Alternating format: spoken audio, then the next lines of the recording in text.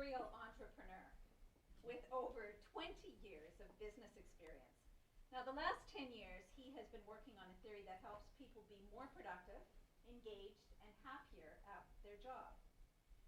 Recent business success in the online world has given rise to the need and want to spread this philosophy to an even broader audience.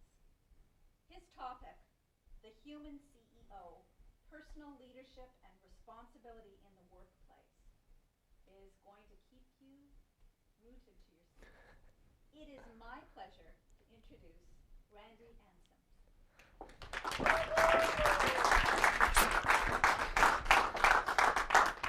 Thank you, Lee. Serial entrepreneur, not that I'm in the cereal business, but I do have a number of businesses on the go at the same time. Presently, I'm on my 14th business. I'm not sure if that's good or bad, but I thought I'd share that anyway. So the human CEO, I'm using an acronym CEO to represent a number of items. C for courage, E for engagement, and O for organizational skills. The C for courage, I think we all understand, is the ability to face the fear, to feel the fear, and continue on with whatever we need to do. And I think history has proven that, and our representation of ourselves, we feel the fear on a regular basis. I know a couple of speakers did a great presentation already on some of that stuff. And I'm going to talk a little bit about the fight and flight mechanism that is already built into us. And I also want to talk a little bit around goal setting with the courage. So the day-to-day operations of us in business and in life, we have to face a lot of difficult conversations. We have to face a lot of difficult situations. And most of us have the ability to have those conversations one way, which is the habit that we've built over time. Some of it from learning from our past experiences, from our past mentors, and just the experience that we've had. But the one thing I wanted to ask everyone here was, what was the number one thing that was holding you or is holding you back in your life?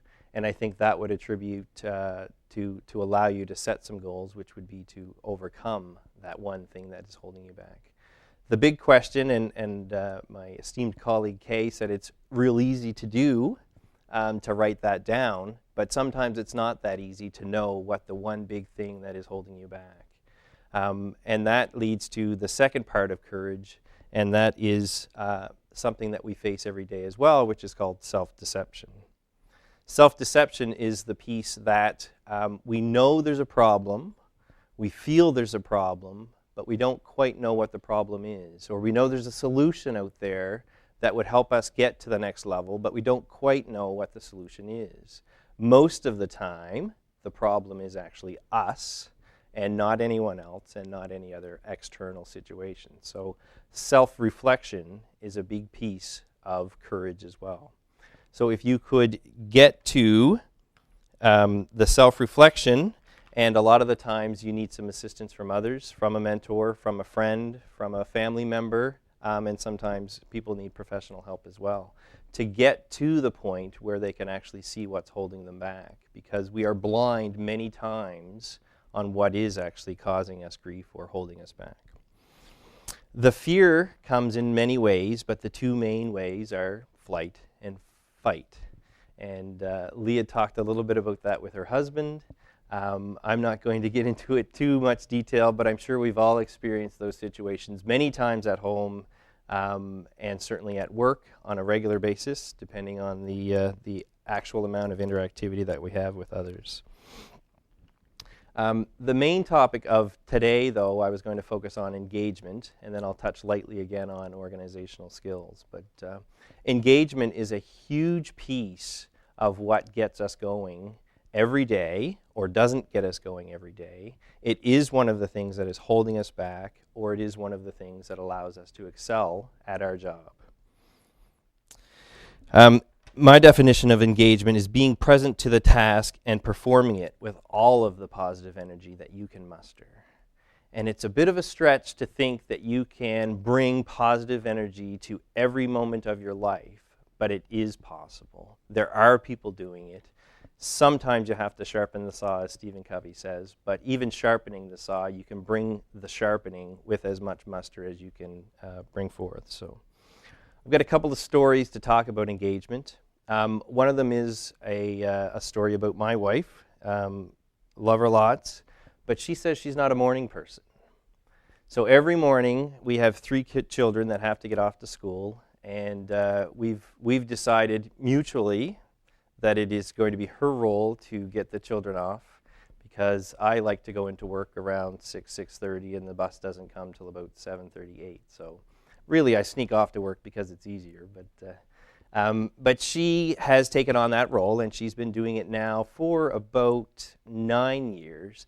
But every morning it's a struggle. She sets the alarm, 6:50, hits the snooze at 7 o'clock, hits the snooze at 7:10, rolls out of bed, bleary-eyed, walks downstairs, makes some coffee, goes and battles with the children to get them up, and it's a struggle. So the weekend rolls around, the alarm goes off, there is no snooze, it's 10 o'clock, and she's rolling out of bed and again wiping the sleep out of her eyes and walking around in her pajamas for another hour, waiting for the first or second or third coffee to really wake up. So, but 2 or 3 times a year, when we go on family trips, which she really enjoys, sometimes we go to Cape Breton for Thanksgiving, or we go to PEI for a week, and we have to make an early morning start. Well, she's up at 4:30 in the morning, banging on doors, already showered, she's had her 3rd coffee, she's got a big breakfast on the table, the car's loaded up, and we're ready to roll to Cape Breton at 5 o'clock in the morning. And I'm thinking, what happened to the excuse of, I'm not a morning person? Well, this is different, and this is different, and this is different. But really, it's the engagement in the role, the engagement in the activity that makes a difference in the amount of energy that you can bring to what you're actually trying to do.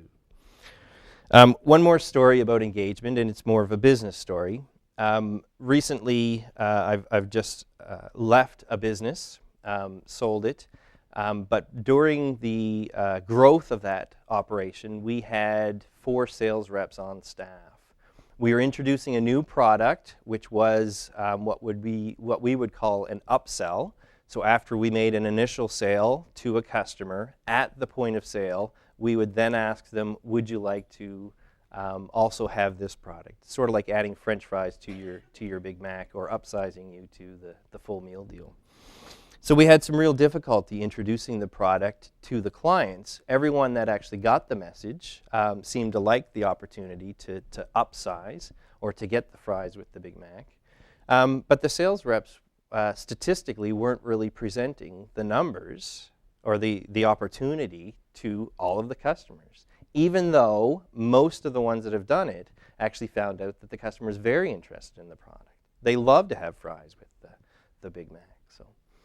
So statistically, they were doing about 30%, and I wish I had a graph for all those people that love to see the numbers on graph form, but I do not.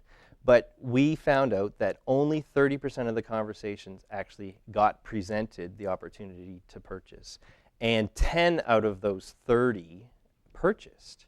It was a $1,000 product, so $10,000 a month per salesperson was actually happening if they had 30 conversations with people. And our top 2 salespeople were doing that, even though they had an opportunity to have a conversation with 100 people a month.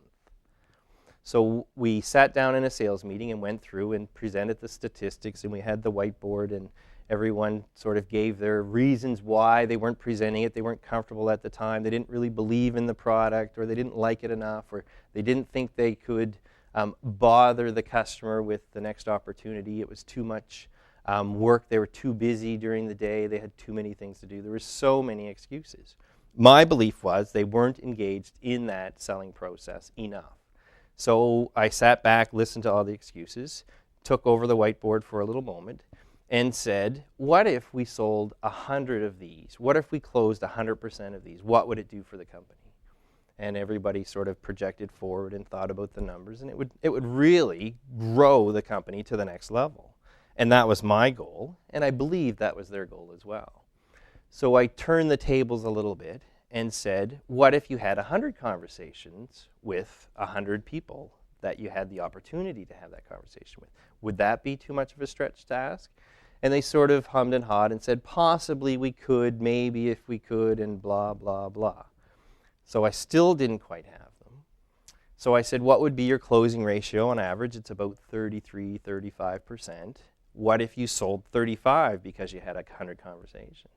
And they said, well, you know, maybe that would hold true, maybe not. We may be able to sell 35 a month each, which was, in our situation, a huge growth per month. It meant close to $1 million.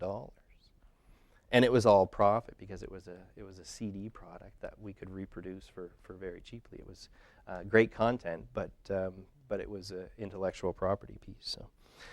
So I turned it a little bit more to really get them engaged, and I asked them, what if I gave you the first 35 sales per month? What if? How many do you think you could sell? And every one of them around the table said, I can guarantee you if you give me that $35,000 a month, I'll sell 35. No questions asked. I may even be able to sell 50. So we sat down again and I said, well, now you're engaged. How come the $35,000 makes such a difference to you? Even though part of your role as a sales rep is to present the product in a professional manner to help facilitate the sale, to help grow the business. And they sat there for at least 5 minutes, and you could see the wheels turning and the wheels turning and the wheels turning. And in about a month later, we were up to presenting nearly 100% of every one of those conversations. And I didn't have to give them the $35,000 profit. So it worked out well. The organizational strategy, the organizational piece of my CEO theory, is that seeking true mastery of the skills you need to perform the role you choose to play.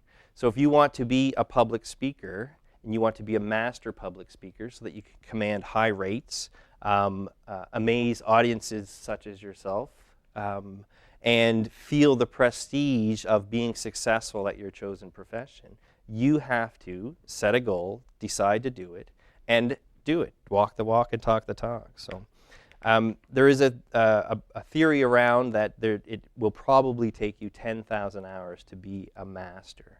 And it's been proven in golf and music and business and almost everything. If you look back at someone who you now see as a spectacular person and as an amazing presenter, they've probably spent up to or close to 10,000 hours doing the work. The way you get there, I guess, and I'll just sort of fill out the rest of some of the other previous speakers. Nowadays, with the technology that is available, if you want to know how to be a master presenter and you want to do research on how the best presenters in the world do the things they do and how they got to where they are now, go to Google. It's all there. It's all free. It's all at your fingertips. If you know your goal, you can actually find a role model that you can model after, and almost everywhere somebody has commented on almost every one of their steps on how they got there. So if you need to know how to get to where you want to go, just Google it. Google takes a little bit of tweaking to find out the exact questions and answers, but the information is out there for free. The difficulty in our profession of public speaking is that being an amazing public speaker doesn't necessarily mean you're going to be a successful public speaker, because there is a whole business side to it. So my recommendations to public speakers is choose which piece you're going to focus on to be amazing at, put in your time, put in your effort, do the research, practice, get your 10,000 hours, and outsource the rest. And I think I know a couple of people who have either brought on employees or have outsourced their marketing or outsourced their sales because they don't feel really comfortable or they're not really good at that. And I would say you just haven't put in your 10,000 hours or you haven't done your research to start down that path. But if you really want to be an amazing public speaker, you do have to put in the time and put in the effort. The human part of the human CEO is that we all have chosen to play roles, either to be a public speaker, to be a business owner, to be a serial magnet. We all need to generate positive energy with your mind and your body so that there is no feeling of fear and success will follow. Thank you.